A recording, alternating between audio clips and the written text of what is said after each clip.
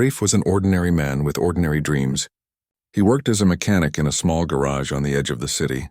Every day before the sun even rose, he would walk to the garage, his hands already rough from years of work, his clothes smelling of engine oil. Life was not easy for him. He had a wife and 2 children waiting at home, and every rupee he earned was already planned before it reached his hands. The rent, school fees, groceries, and medicine for his aging mother left him with very little. Yet Arif was not the type to complain. He believed that honest work, no matter how small, carried a dignity that no one could take away. The garage was not fancy. Old metal sheets made up its roof, and when it rained, water would drip in small streams, forcing him to move cars around to keep them dry. His tools were worn, many of them borrowed or bought secondhand, but he knew how to use them better than anyone else. People in the neighborhood trusted him. They said Arif's hands are magic. If your car breaks down, he will fix it. That reputation made him proud, though it didn't always bring more money. His boss was a strict man, more interested in quick profits than helping customers. Often Arif would argue with him, saying, "Sir, safety comes first. If the brakes are weak, we must fix them." But the boss would shake his head and say, "Do the minimum. Time is money." Arif knew he was walking a fine line. He wanted to keep his job, but he couldn't ignore his conscience. It was a late evening, the sky turning orange with the setting sun, when Arif was about to close the garage for the day. He wiped the sweat from his forehead, put away his tools, and thought about heading home to eat with his family. Just then he heard loud honking outside. An ambulance, dusty and worn, rolled to a stop right in front of his garage. Its siren was weak, struggling to cry out. The driver jumped out, his face pale with fear. "Brother, please. The ambulance has stopped working. The patient inside is serious. I beg you, do something," he cried. Arif froze for a moment, his heart pounding. He looked toward the vehicle. Through the glass he could see a figure lying on a stretcher, oxygen mask pressed to the face, and nurses trying to keep the patient stable. The sound of a beeping machine came faintly from inside. The driver's hands shook as he explained. "We were on the way to the hospital, but the engine died. Please, only you can help." Arif's mind raced. His boss's voice echoed in his ears. "Don't touch vehicles without approval. It's against the rules." But how could he ignore this? Someone's life was hanging by a thread. Without a second thought, Arif grabbed his toolbox. He pushed the ambulance hood open and leaned in. The engine was hot, wires loose, and the battery nearly dead. He muttered to himself, "Ya Allah, give me strength." The driver stood nearby, restless, his eyes darting between the patient and the road. Nurses peeked out, their voices trembling as they said, "Please hurry, every minute counts." Arif's hands worked fast, his mind sharper than ever. Sweat rolled down his temples, but he didn't stop. He checked the fuel pump, tightened the wires, and cleaned the clogged filters with the tools he had. His hands moved like he was in a race against time, because in truth he was. The neighborhood had gathered now, watching in silence. Some whispered, "Will he be able to do it?" Others shook their heads, doubtful. But Arif did not hear them. For him, only one thing mattered: getting this ambulance back on the road. His fingers were black with grease, his back aching as he bent over the engine. The driver kept asking, "How long? How long?" Arif did not answer. He only tightened one last nut and struck the starter with his hand. "Try now," he shouted. The driver rushed inside, turned the key, and the engine coughed. For a second it almost gave up, but then it roared back to life, louder than before. The siren wailed again, this time strong and sharp. Cheers broke out among the crowd. The driver almost cried with relief. Thank you, brother. You have saved a life today," he said, gripping Arif's hand tightly. The nurses signaled from inside that they could continue the journey. Without wasting another second, the driver sped off, the red lights flashing against the walls, disappearing into the distance.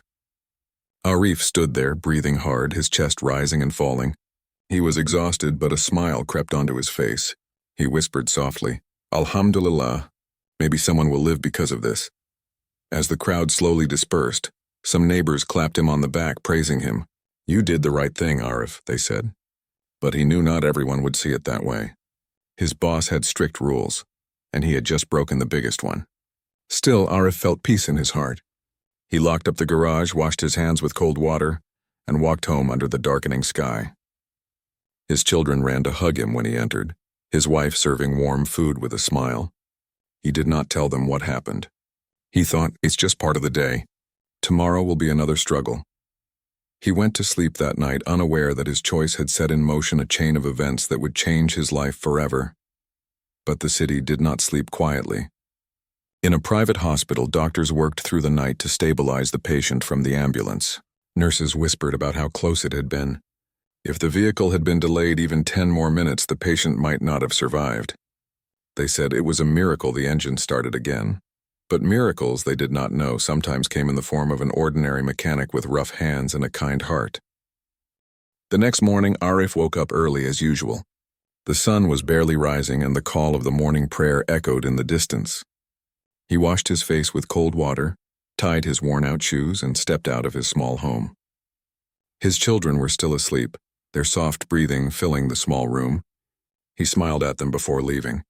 For him, work was not just about money, it was about dignity. Every day he walked to the garage with the same determination, even if life seemed unfair. As he reached the workshop, he noticed his boss already there. The man stood with his arms folded, his face stiff. Something about his eyes made Arif uneasy. Usually the boss came later, after workers had opened the place. But today he was waiting. Arif greeted him politely. "Assalamu alaikum, sir." The boss didn't return the greeting. Instead, he barked, "Come here. I heard something last night." Arif's heart skipped a beat. He had not told anyone from the garage about repairing the ambulance, but news spreads fast in small neighborhoods. He stepped forward slowly. The boss continued, "Did you touch an ambulance yesterday? Did you work on it without my permission?" His voice grew louder with each word. Arif hesitated. He wanted to explain gently, but he also knew the truth could not be hidden. "Yes, sir," he admitted, his voice calm. The ambulance broke down in front of the garage. There was a patient inside.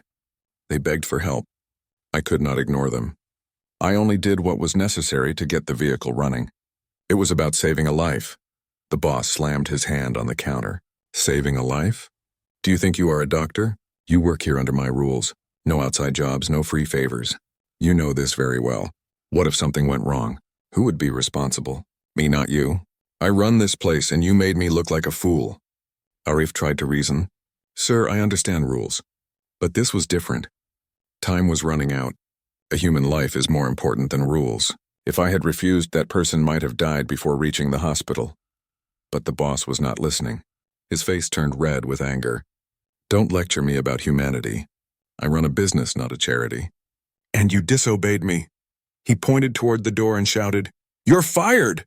"Get out of here and don't ever come back." The words hit Arif like a heavy stone. Fired, just like that? His hands went cold, his legs felt weak. He tried again. "Sir, please. At least let me explain properly. I have a family." "My children," the boss cut him off sharply. "That's not my problem. You broke my rules. Pack up your tools and leave. I don't want to see your face again." Other workers had gathered by now, pretending to be busy but clearly listening. Some shook their heads quietly. Others whispered among themselves. No one dared to speak up for him. They all knew how strict the boss was. Arif's eyes burned, but he held back his tears. He didn't want to show weakness. He bent down, picked up his small bag of personal tools, the ones he had bought with his own savings, and walked slowly toward the door. The sound of his footsteps felt heavier than ever. As he stepped out, he heard laughter from one of the workers mocking him under his breath. It cut like a knife. Outside, the morning was bright, but for Arif, the world felt dark. He sat on the side of the road for a while, staring at his rough hands, now trembling slightly. These same hands that had repaired an ambulance and maybe saved a life were now punished. He whispered to himself, "Did I really do wrong? Was helping someone a crime?" His heart was heavy and silence filled his soul. When he finally reached home, his wife noticed his face immediately. "What happened?" she asked, worried. Arif tried to stay strong. He told her everything. She listened quietly, her hands covering her mouth in shock. "They fired you." "For helping?" she whispered. He nodded. She looked at the children playing nearby and sighed deeply. "Don't lose hope. You did the right thing. Allah is watching. Maybe something better is waiting for you." Her words comforted him slightly, but the pain still stung. He knew that without this job, the next month would be hard. The rent was due soon and school fees were waiting. He thought about going back to the boss and begging for forgiveness, but his pride stopped him. He had done nothing wrong. Why should he beg for mercy when all he did was save a life? The day passed slowly. He sat outside the house lost in thought. Neighbors who heard about the incident came to speak with him. Some praised him, saying, "You are a good man, Arif. Don't worry, the world needs people like you." But others whispered, "You should have minded your own business. Now look, you lost your job." The mixed voices filled his ears, but his heart remained confused. Meanwhile, across the city, the patient who had been inside that ambulance was being treated at a private hospital. Doctors worked tirelessly through the night. The patient's condition was critical, but stable enough now to breathe on his own. No one outside the hospital knew the identity of this patient. Only a small circle of doctors and staff were aware. They were told to remain silent. As the sun set, Arif sat with his children listening to their laughter. He tried to smile, but inside he felt broken.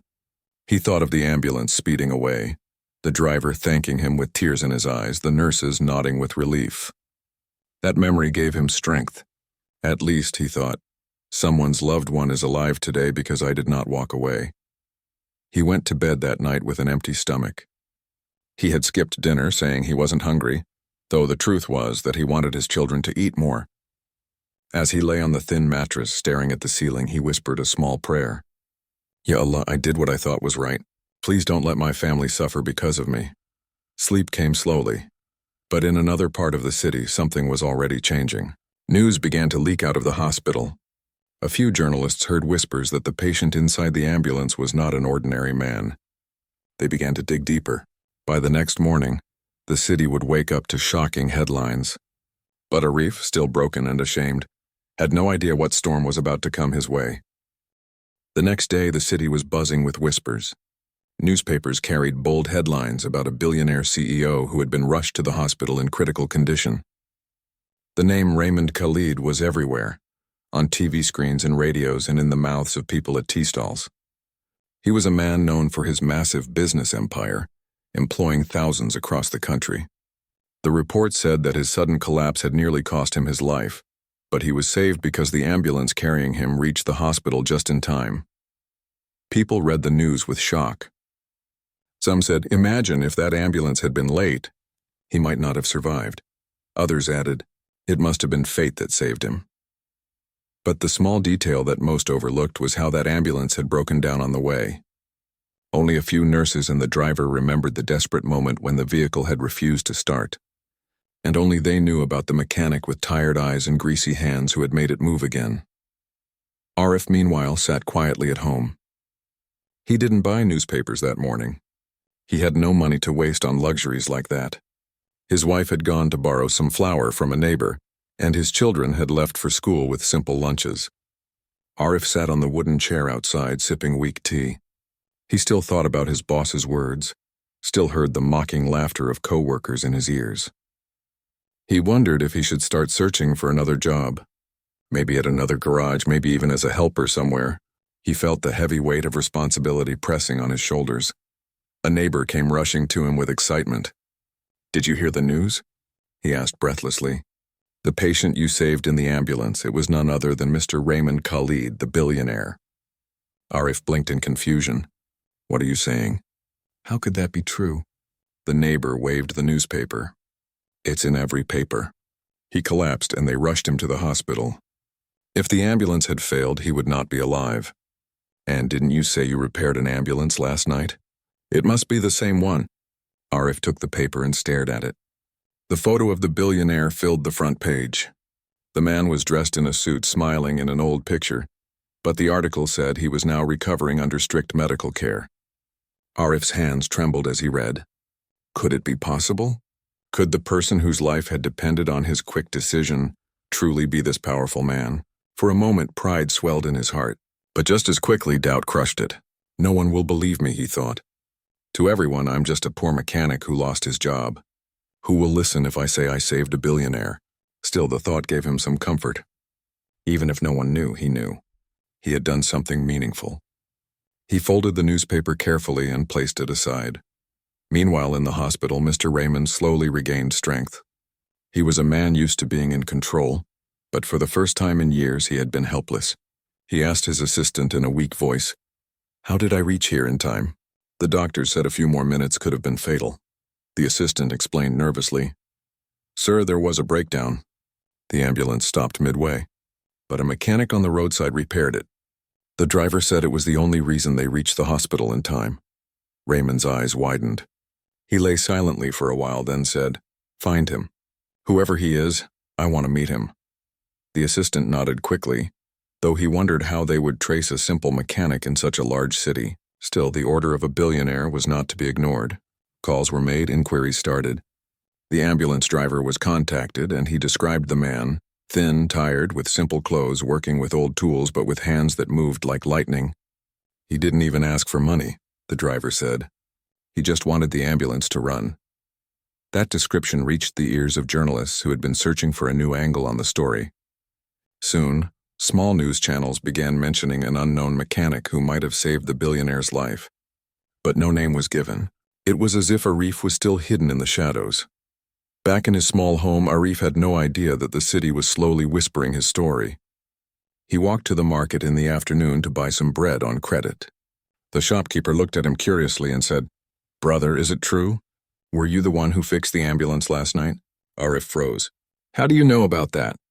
he asked. The shopkeeper grinned. "People are talking. Don't worry, soon the world will know your name." Arif shook his head, not believing it. "No one will care.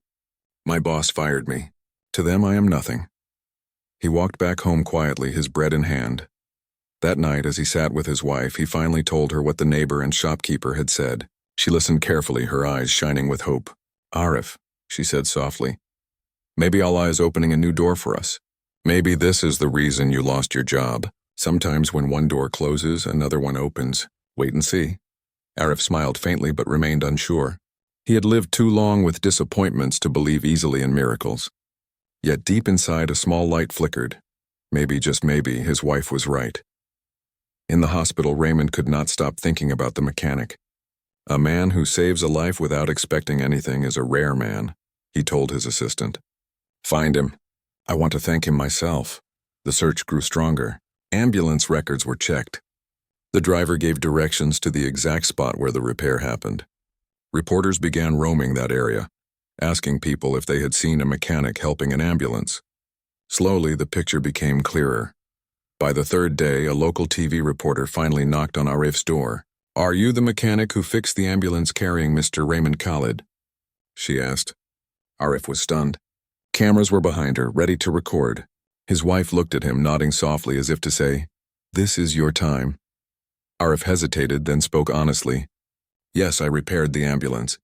But I did it because there was a life inside. I did not even know who the patient was. To me, every life is valuable." The reporter's eyes widened. "Do you realize you saved a billionaire's life?" she asked. Arif only shook his head. "I don't know about that. I only know I did what I had to do." The video of that interview spread quickly. People across the city began praising the unknown mechanic. Social media posts called him a hero. Some said, "This is the kind of man we need in our society. Honest and brave." Others compared him to those who walk away from responsibility. The same co-workers who had laughed at him now watched in shock as his name spread everywhere. But Arif himself remained humble. He still sat on his small chair, still worried about feeding his children. Fame, he thought, could not buy bread. Yet destiny was already writing a new chapter for him. The billionaire himself had seen his face on TV. And soon there would be a knock at his door that would change everything. The morning air was heavy with rumors. Newspapers shouted headlines about the sudden collapse of billionaire CEO Raymond Khalid. Radio programs repeated his name, and television screens showed old photos of him shaking hands with world leaders. He was not just rich, he was powerful, a man whose decisions shaped the jobs of thousands. Doctors said his condition was stable now, but whispers spread quickly. The ambulance carrying him had almost failed to reach the hospital. Few people knew that a simple mechanic had stood between life and death that night. In his small home, Arif had no idea the world was buzzing. He woke up, prayed, and sent his children to school with small tiffin boxes. His wife gave him weak tea and bread. He drank slowly, thinking about how he would search for a new job. The shame of being fired still weighed on him. Every time he remembered his boss's angry words, his heart sank. He wondered if he had made a mistake by acting on his conscience. Then a neighbor rushed over with excitement, waving a newspaper. "Brother Arif, did you hear the news? That ambulance you fixed, it was carrying Raymond Khalid himself. You saved a billionaire's life." Arif's eyes widened. He laughed nervously, almost in disbelief. "No, that cannot be. I'm just a poor mechanic. How can my hands be connected to such a man?" The neighbor pushed the paper into his hands. The front page showed a smiling photo of the CEO, with a headline about his near-death scare.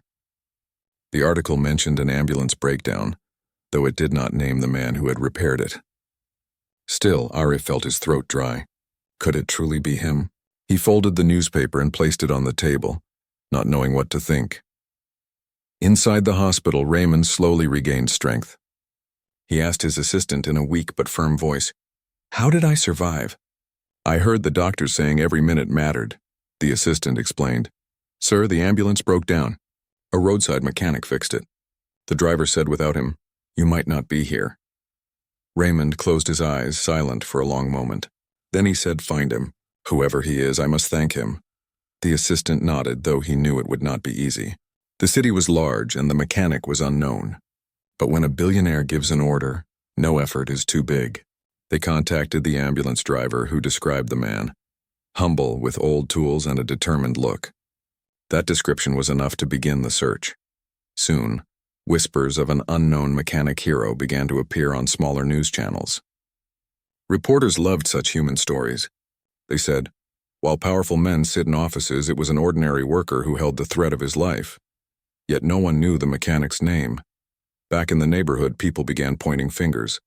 Some told Arif directly, "It was you, wasn't it?" He shook his head, embarrassed. "I only did what anyone would have done," he said quietly. But deep down, he wondered if destiny had played a role. His wife noticed his silence. That evening, she said gently, "Don't doubt yourself. You did what was right. If this man you saved is powerful, maybe Allah has written a better future for us." Arif sighed. "But who will believe me? My boss threw me out like dirt. I cannot even pay rent. What use is a good deed if it leaves my children hungry?" His wife only smiled sadly. "Good deeds don't disappear. They return when you least expect them." Meanwhile, Raymond pressed his team harder. "This mechanic is not just a worker. He is the reason I am alive. Find him." The driver gave the exact street, and reporters rushed there with cameras, asking locals if they had seen a man repairing an ambulance.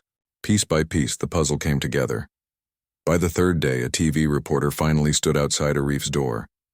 When he opened it, the camera light startled him. "Are you the mechanic who repaired the ambulance carrying Mr. Raymond Khalid?" she asked. His wife looked at him, nodding softly as if telling him not to hide anymore. Arif hesitated, then spoke honestly. "Yes, I fixed the ambulance, but I did not know who was inside. To me, every life is precious. I only did what was right." The reporter's eyes widened, sensing the weight of his words. "Do you realize you saved a billionaire's life?" she asked. Arif shook his head. "I don't know about that. I only know I couldn't let someone die while I stood there." The interview spread quickly. Within hours, social media was filled with praise for the humble mechanic. People called him a hero, an angel in disguise. Strangers wrote, "This man should be rewarded. He chose humanity over money." Others compared him to those who walk away from responsibility. Arif, however, remained the same. He still sat outside his small home, worrying about the rent. Fame could not fill his children's stomachs. Yet destiny was moving faster than he realized. For now, his name was on everyone's lips, including the billionaire he had unknowingly saved.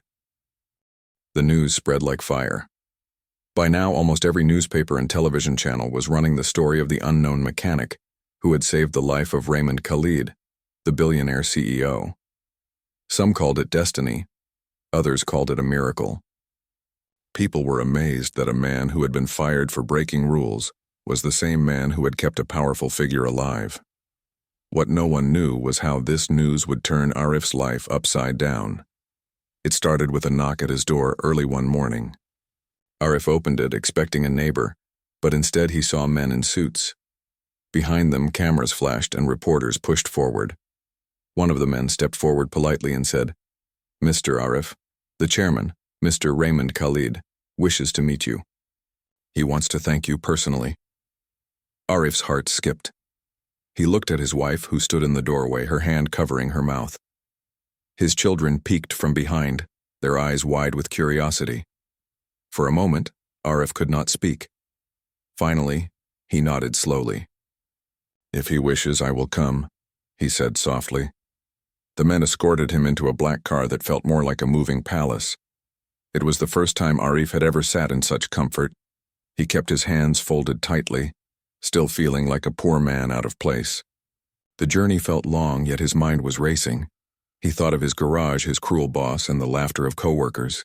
He thought of how he had gone to bed hungry just days ago, and now he was being taken to meet one of the richest men in the country. When the car stopped, Arif stepped out in front of a towering glass building. Reporters swarmed, shouting questions, taking photos. Arif lowered his head, embarrassed by the attention. Inside, he was led to a large office where Raymond Khalid himself sat, recovering but strong enough to stand and greet him. The billionaire stretched out his hand. "So you are the man who gave me back my life," he said warmly. Arif froze for a second before slowly shaking his hand. "Sir, I only did what I could. I did not know who you were. To me, you were just a patient in need." Raymond smiled. "That is exactly why you are special. You did not act for money or fame. You acted because it was right." He paused, his eyes softening. "Do you know what would have happened if you had not helped? My children would have lost their father. My employees would have lost their leader, and my family would have been broken. But here I am, alive, because of you." Arif felt his eyes sting with tears. He had never been spoken to with such respect by someone so powerful. He simply lowered his gaze and whispered, "Alhamdulillah." In front of the cameras and journalists who had gathered, Raymond turned to the world and declared, "This man is a hero. He is proof that true greatness lies not in wealth but in character. He risked his job to save a life. Such a man should never suffer." Applause filled the hall. Reporters clapped, flashes filled the room, and Arif stood there overwhelmed. He was not used to such attention. All his life he had been invisible, just another poor worker. Now the entire nation was looking at him with admiration.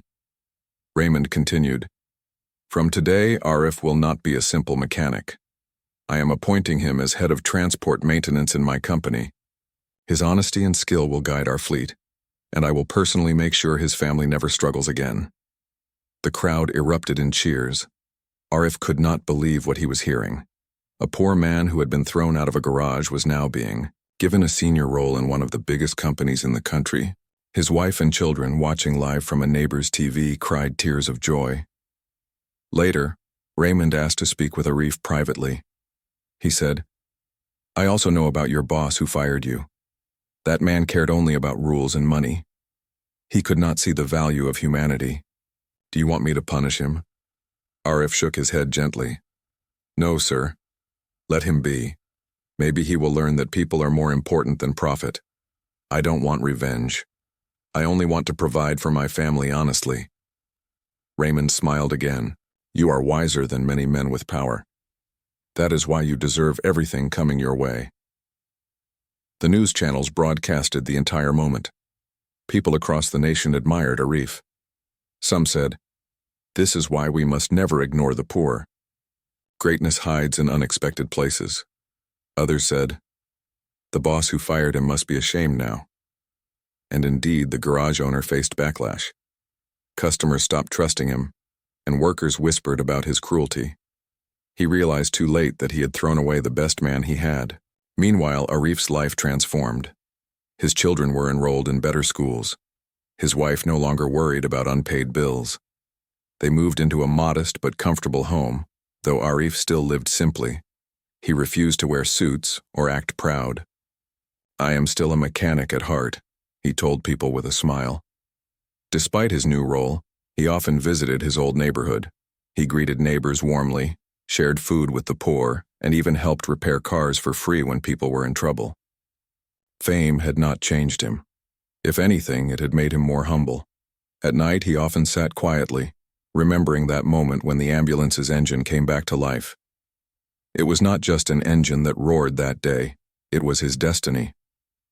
He realized that sometimes doing the right thing may bring punishment at first, but in the end it brings rewards far greater than one can imagine. Arif's story became an example told to children in schools, spoken of in workplaces, and remembered in tea shops. People said, "Be like Arif. Choose humanity first. Even if no one sees, God always does." And in his heart, Arif carried only gratitude. He knew he had been tested with hardship, and because he did not give up on what was right, life had turned around. He did not see himself as a hero. He saw himself as a servant of kindness, chosen to remind others that small actions can change the world.